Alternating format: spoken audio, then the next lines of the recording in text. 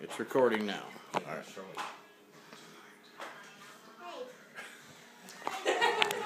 It just looks like a glass of water. All right. If I gave you a glass of water and told you to pour it just in the right size of this bowl, do you think it would stay? No. And that's a great comparison of smoke at public hospitality venues that offer designated smoking areas. I bet we can all recall when non-smoking was not even offered as a suggestion at our places and restaurants when we were younger. Since then, there have been a number of new laws and city ordinances taken into effect about smoke-free environments and the right to breathe freely. Second and third-hand smoke has been shown to be just as harmful as smoking itself. Clean Air St. Joe is a foundation of local and nationally recognized businesses that advocate for a smoke-free community.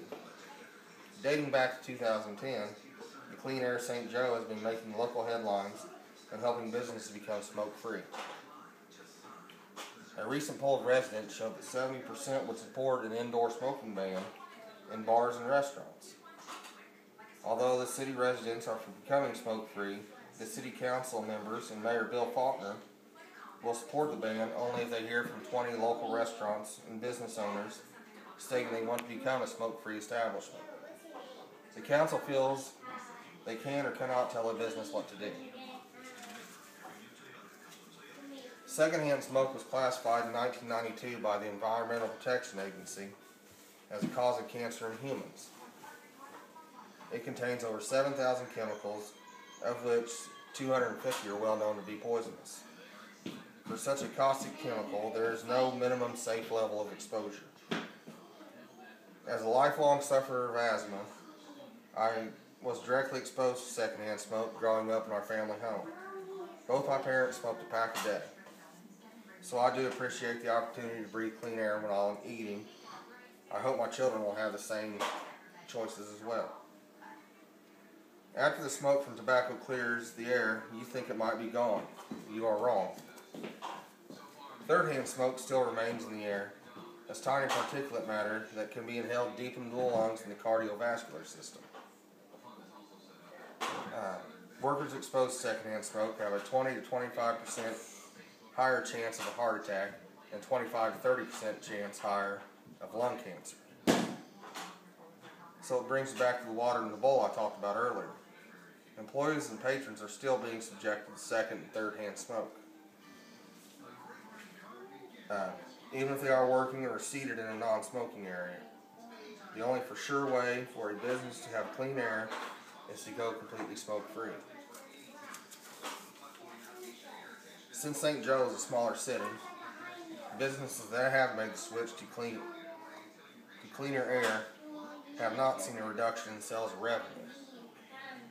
Some local businesses say that customers have stopped coming in after the decision, but ultimately started to return.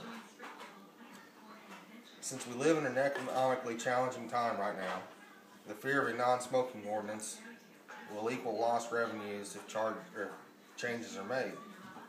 Those are false rumors spread by the tobacco industry. Studies have shown that clean air regulations have not shown this to be true. It's actually the opposite. Less money spent on maintenance and lost work days due to illness. This number represents the local and surrounding venues that have went to all smoke-free. You can find a complete list on cleanairstjoe.com. After my findings of the city ordinances, the city will not ask a business to become smoke-free. To become smoke-free, if you find yourself wanting your local establishment to become smoke-free, please explain to the manager or owner how you feel and how it will help the lives of everyone involved, from customers to employees. Thank you. Okay. All right. 1-4.